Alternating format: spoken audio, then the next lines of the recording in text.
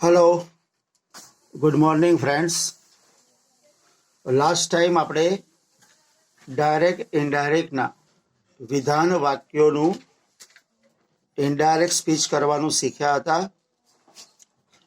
સામાન્ય રીતે ડાયરેક્ટ ઇનડાયરેક્ટમાં સર્વનામના જે ફેરફારો શીખ્યા તમે એનું મહત્વ અને કાળના ફેરફારોનું મહત્વ પુષ્કળ છે। વિધાન વાક્ય તમે જો બનાવતા શીખી ગયા હશો તો હવે પછી જે પ્રશ્નાર્થ વાક્યોનું ઇનડાયરેક્ટ સ્પીચ કરવાનું છે તમારા માટે સરળ રહેશે। વિદ્યાર્થી મિત્રો, ડાયરેક્ટ ઇનડાયરેક્ટમાં જ્યારે ડાયરેક્ટ સ્પીચમાંથી ઇનડાયરેક્ટ સ્પીચમાં ફેરફાર કરવાના હોય ત્યારે માત્ર રિપોર્ટિંગ વર્બ અને સંયોજક આ બે ફેરફારો એવા છે જે વાક્યના પ્રકાર મુજબ બદલાતા હોય છે। જ્યારે કાળના ફેરફાર, સર્વનામના ફેરફાર અને અન્ય શબ્દોમાં જે ફેરફાર છે એ ફેરફાર દર વખતે કોઈ પણ પ્રકારનું વાક્ય હોય, વિધાન હોય, પ્રશ્નાર્થ હોય, આજ્ઞાર્થ હોય કે ઉદ્ગાર હોય એક સમાન રહે છે। એટલે હવે પછી તમારે પ્રશ્નાર્થ વાક્યનું ઇનડાયરેક્ટ સ્પીચ કરવાનું છે। એમાં તમારે સૌથી વધારે ધ્યાન રિપોર્ટિંગ વર્બ અને સંયોજકમાં રાખવાનું છે। બાકીના જે ફેરફારો છે એ આપણે અગાઉ ભણી ગયા એ મુજબ જ છે।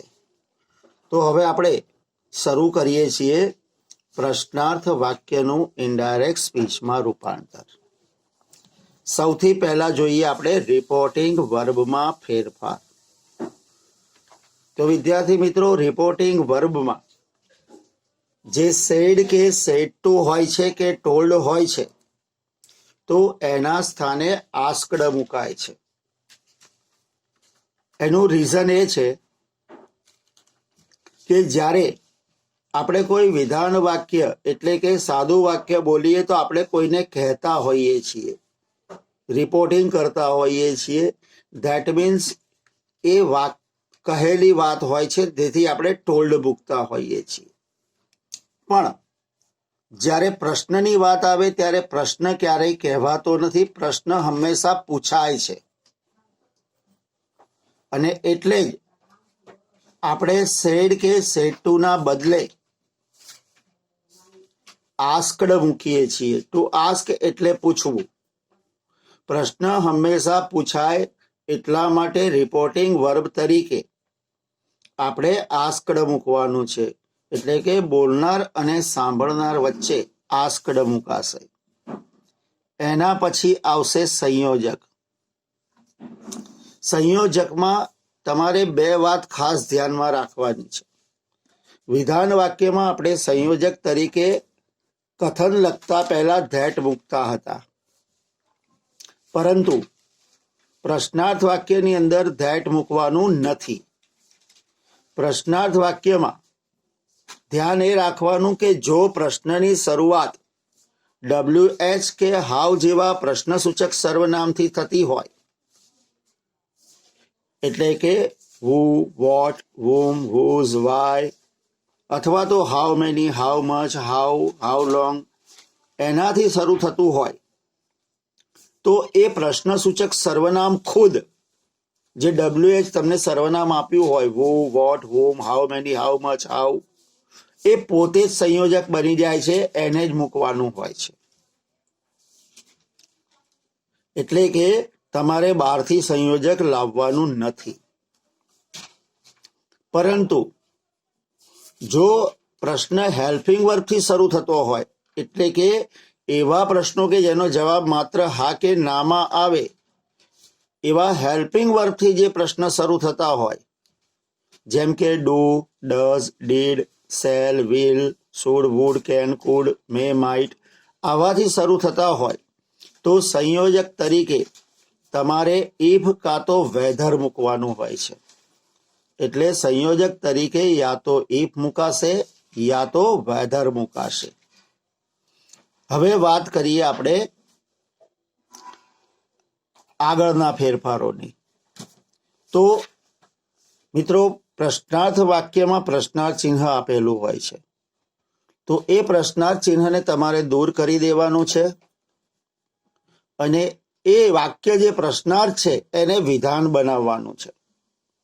હવે આ વસ્તુને સમજજો, પ્રશ્નાર્થ વાક્યને વિધાન કેવી રીતે બનાવાય. તો આપણે જાણીએ છીએ કે પ્રશ્નાર્થ વાક્યની શરૂઆત યા તો હેલ્પિંગ વર્બથી થશે યા WH થી થશે. જો WH થી શરૂ થતી હશે તો WH એ સંયોજક બની જશે અને એના પછી જે હેલ્પિંગ વર્બ હશે એ કરતા પછી જતું રહેશે. એટલે કે હેલ્પિંગ વર્બથી શરૂ થતું વાક્ય હોય કાં તો WH થી શરૂ થતું હોય, એમાં કરતા પહેલા જે હેલ્પિંગ વર્બ છે, સહાયકારક ક્રિયાપદ છે, એને તમારે કરતા પછી મૂકવાનું છે. એટલે વાક્ય વિધાન બની જશે અને પ્રશ્નાર્થ ચિહ્ન દૂર થઈ જશે. બીજું કે અગાઉ જે આપણે કાળના ફેરફાર ભણ્યા, સર્વનામના ફેરફાર ભણ્યા કે અન્ય ફેરફાર ભણ્યા, એ બધા જ ફેરફારો અગાઉ મુજબ કરવાના છે. એમાં કોઈ જાતની નવીનતા કે નવું કરવાનું નથી. એટલે કે આગળ જે ફેરફાર કર્યા છે એ જ. તો મિત્રો તમે સમજી ગયા હશો કે આપણે અહીંયા રિપોર્ટિંગ વર્બ તરીકે આસ્કડ મૂકવાનો, સંયોજક તરીકે ઇફ, વેધર અથવા તો WH, બાકી બધું એમના એમ છે. હવે કેટલાક એક્ઝામ્પલ્સ જોઈ લઈએ. ફર્સ્ટ એક્ઝામ્પલ છે he said to me.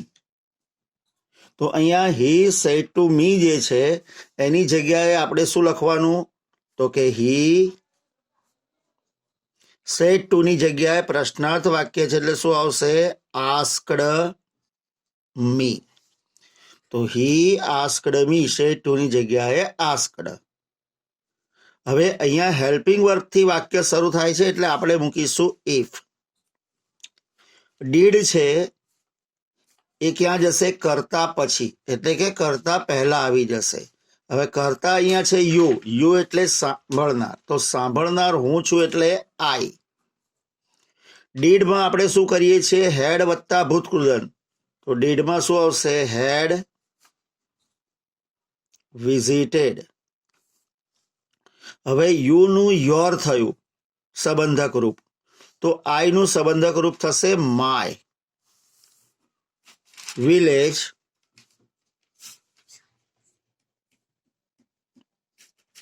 The last month છે એનું થશે ધ પ્રીવિયસ મંથ.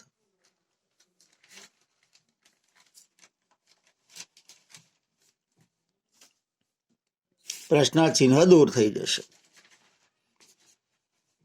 હવે બીજું વાક્ય જોઈએ.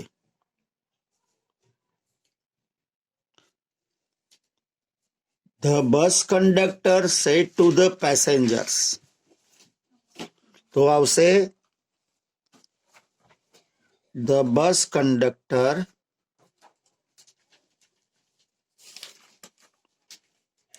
asked the passenger.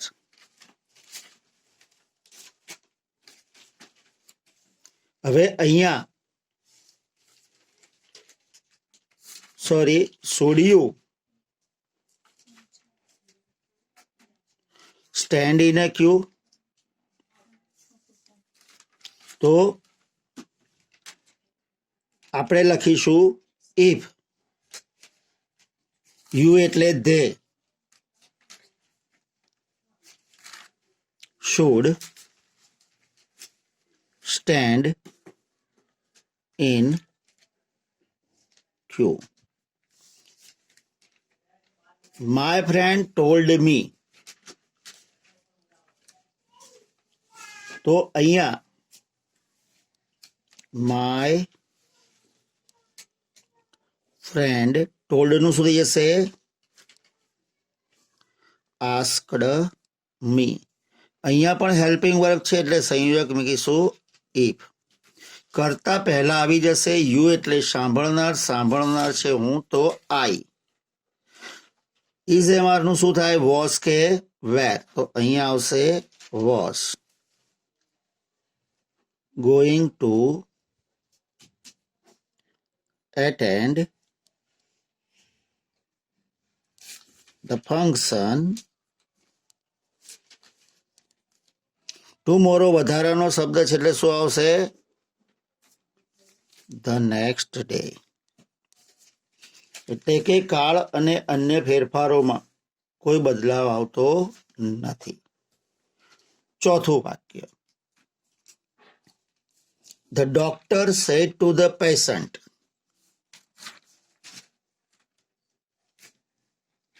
The doctor asked the patient if. હવે અહીંયા હેલ્પિંગ વર્બ છે એટલે ઇફ મૂક્યું. આઈ એટલે કોણ? બોલનાર ડોક્ટર, તો હી. કેનનું શું થઈ જશે? કોડ. ગીવ યુ એટલે કોને? પેશન્ટને, તો હિમ મેડિસિન્સ.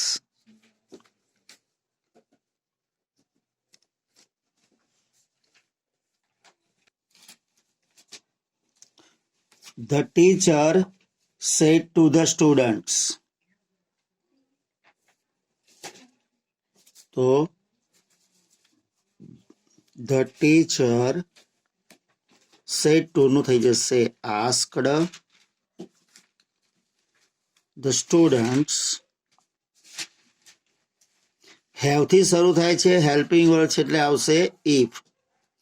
યુ સાંભળનાર વિદ્યાર્થીઓ છે, બહુવચન, ત્રીજો પુરુષ એટલે they. have નું થઈ જશે had.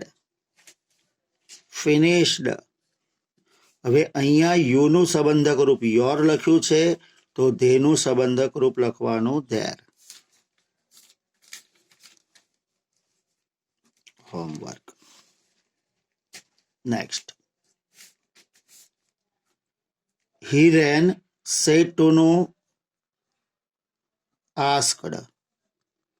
હિના. હવે જો અહીંયા પ્રશ્ન શરૂ થાય છે when થી, WS થી, એટલે એમના એમ. અહીંયા if મૂકવાની જરૂર નથી. આ when ખુદ સંયોજક બની જાય છે. હવે આ વાક્ય આપણે આગળ જેમ કરતા એમ કરતા પહેલા લાવી દેવાનું યુ એટલે હિના, હિના એટલે શી, વિલનું વુડ. ગીવ મી એટલે કોને? હિરેનને. હવે એ કર્મ વિભક્તિ છે, હિરેન હીની કર્મ વિભક્તિ હિમ. માય બુક્સ તો હિરેનની ચોપડી છે એટલે his books. Next. She said to me. She asked me. હવે અહીંયા વાક્યની શરૂઆત હાઉ મેની થી થાય છે તો હાઉ મેની ખુદ સંયોજક બનશે. મિત્રો અહીંયા જ્યાં સુધી હેલ્પિંગ વર્બ ના હોય ત્યાં સુધી જે પ્રકારથી પ્રશ્ન હોય એ પ્રમાણે જ, એટલે બુક્સ પણ મૂકી દેવાનું. હેલ્પિંગ વર્બ સુધીનું બધું જ. She asked me how many books. You એટલે કોણ? સાંભળનાર હું છું એટલે આઈ. ડીડ નું થઈ જાય હેડ અને ભૂતકૃદંત. યસ્ટરડે નું the previous day. I said to him. I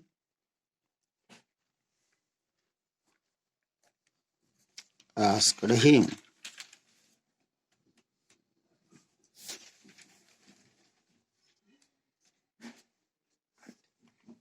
I said to him. તો I asked him. WH એમના એમ એટલે who. કરતા અહીંયા છે નહીં એટલે સીધું જ સહાયકારક ક્રિયાપદ વિલનું થઈ જશે would. Bring flowers. Next. The teacher said to me. તો આવશે the teacher આસ્કડ મી. અહીંયા WH વેર આપેલું જ છે એટલે વેર એમના એમ. યુ, યુ એટલે કોણ? સાંભળનાર. સાંભળનાર કોણ છે? હું, તો આઈ. હેડ, ગો નું ભૂતકૃદંત ગોન. યસ્ટરડે નું શું થશે? The previous day. Next, he asked Har. Sad to નું આસ્કડ. અહીંયા વાય આપેલું છે એટલે વાય. નેક્સ્ટ, હી આસ્કડ હર વાય. કરતા છે યુ, યુ એટલે સાંભળનાર. સાંભળનાર છોકરી છે એટલે સી. ડીડ નું હેડ વત્તા ભૂતકૃદંત, તો ડીડ છે ત્યાં શું આવશે? હેડ. બ્રેક નું થઈ જશે બ્રોકન. The glass. અહીંયા જ્યારે પણ ભૂતકાળનું વાક્ય આવે ત્યારે ખાસ યાદ રાખવાનું, કરતા કાળનો જે ફેરફાર છે એમાં ડીડ આવે ત્યારે હેડ વત્તા ભૂતકૃદંત જ લખવાનું. હવે 11, માય ફ્રેન્ડ. સેડ ટુ નું આસ્કડ મી વોટ. યુ એટલે કોણ? સાંભળનાર. સાંભળનાર કોણ છે? હું, આઈ. વિલ નું વુડ. બ્રિંગ એમના એમ. ટુમોરો નું the next day. C said to me, તો સી સેડ ટુ નું શું થશે? આસ્કડ મી. WH એમના એમ. whom, યુ જે છે એ સાંભળનાર છે. સાંભળનાર હું છું એટલે આઈ. ડીડ નું મેં કહ્યું એમ હેડ. ગીવ નું ગીવન. માય, માય એટલે છોકરી છે બોલનાર, તો હર. બાયસિકલ. તો વિદ્યાર્થી મિત્રો, આ હતા તમારા પ્રશ્નાર્થ વાક્ય. હાલ પૂરતું તમારે બે જ પ્રકારના જે વાક્યો છે એનું ઇનડાયરેક્ટ સ્પીચ ભણવાનું છે. એ વિધાન વાક્ય અને પ્રશ્નાર્થ વાક્ય. આ બંનેની જે એક્સરસાઇઝ છે એ હું તમને PDF સ્વરૂપે મોકલી આપું છું. તમને બતાવી પણ દઉં છું કે કેવી રીતે કરવાનું છે, અને એ પ્રમાણે તમારે તમારી એક્સરસાઇઝ પૂરી કરવાની છે હોમવર્કમાં. ફરી એકવાર પ્રશ્નાર્થ વાક્યના જે ફેરફાર છે એ જોઈ લેશો. રિપોર્ટિંગ વર્બ તરીકે જ્યાં સેડ હોય, સેડ ટુ હોય કે ટોલ્ડ હોય તો એની જગ્યાએ આસ્કડ મૂકવાનું. સંયોજક તરીકે જો પ્રશ્નની શરૂઆત WH કે હાઉ જેવા પ્રશ્નસૂચક સર્વનામથી થતી હોય તો એ પોતે સંયોજક બનશે, અને જો પ્રશ્નની શરૂઆત હેલ્પિંગ વર્બથી શરૂ થતી હશે તો ઇફ કે વેધર મુકાશે. પ્રશ્નાર્થ ચિહ્ન દૂર કરીને વિધાન વાક્ય બનાવવાનું. બાકીના જે ફેરફારો આપણે શીખ્યા છીએ, જેમ કે કાળના ફેરફાર, અન્ય શબ્દોમાં ફેરફાર, સર્વનામના ફેરફાર, તો એવા તમામ ફેરફારો જેમ છે આગળ આપણે કરતા હતા એ મુજબ જ કરવાના છે.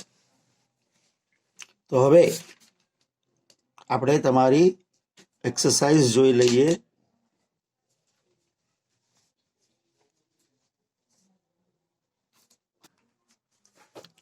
તો મિત્રો, અહીં જુઓ 116 થી 145 સુધી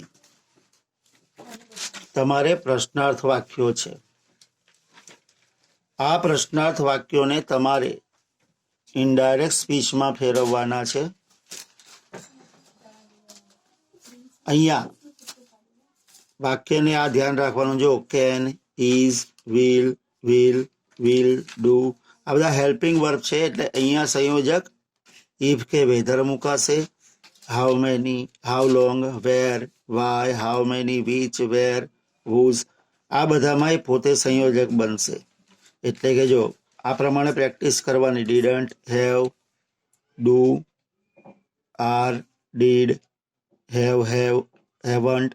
જ્યાં આવી રીતે હેલ્પિંગ વર્બથી શરૂ થશે ત્યાં ઇફ મૂકવાનું છે, અને જ્યાં WH છે ત્યાં સંયોજક તરીકે WH મૂકવાનું છે. એક બે વાક્ય તમને સમજાવી દઉં. The old man asked me, said to નું આસ્કડ, ઇફ યુ સાંભળનાર એટલે I could help him, me એટલે him. Shaila asked me if this નું that was true answer. She asked me, you એટલે આઈ, વિલ નું વુડ, લેન્ડ, હર, યોર એટલે my, dictionary. Sita asked Ram if you એટલે he would bring that deer for me એટલે સીતા માટે એટલે her. The seller asked Columbus if he, Columbus એટલે he, wood return home નાવનું than. તો આવી રીતે તમારે આ પ્રશ્નાર્થ વાક્યો કરવાના છે. જો how the teacher asked me, how long એમને મૂકી દો. The teacher asked me how long, you નું શું થઈ જાય, આઈ, વોઝ સ્ટેઇંગ હિયર નું ધેર. એટલે અંદરના જે ફેરફારો છે એ અગાઉ મુજબ થવામાં છે, એમાં કોઈ પણ પ્રકારનો ફેરફાર તમારે કરવાનો નથી. તો આવી રીતે અહીંથી ટોટલ આવી રીતે 125 સુધી 145 સુધી વાક્ય આપેલા છે. એ તમારે 30 વાક્યો એને તમારે પ્રશ્નાર્થ વાક્ય તરીકે ઇનડાયરેક્ટ સ્પીચમાં ફેરવવાના છે. અહીંયા તમારું આપણે ઇનડાયરેક્ટ સ્પીચ સ્થગિત કરીશું. તમારે અહીં સુધી ભણવાનું છે. બાકીનું હવે નેક્સ્ટ ટાઈમ આપણે તમારી ફરીથી ટેક્સ્ટ ચાલુ કરીશું. તો મિત્રો, આપણે જો તમારે જરૂર પડે તો આ એક બુક છે 10મા ધોરણની. આ પ્રકારની બુક કોઈની પાસે હોય તો એમાં ડાયરેક્ટ ઇનડાયરેક્ટનો જે વિભાગ છે એ વિભાગમાંથી તમે પ્રેક્ટિસ કરી શકશો. તો આપણો સેશન અહીંયા પૂરો કરીએ છીએ. Thank you very much. આવજો. હેપી ઉત્તરાયણ.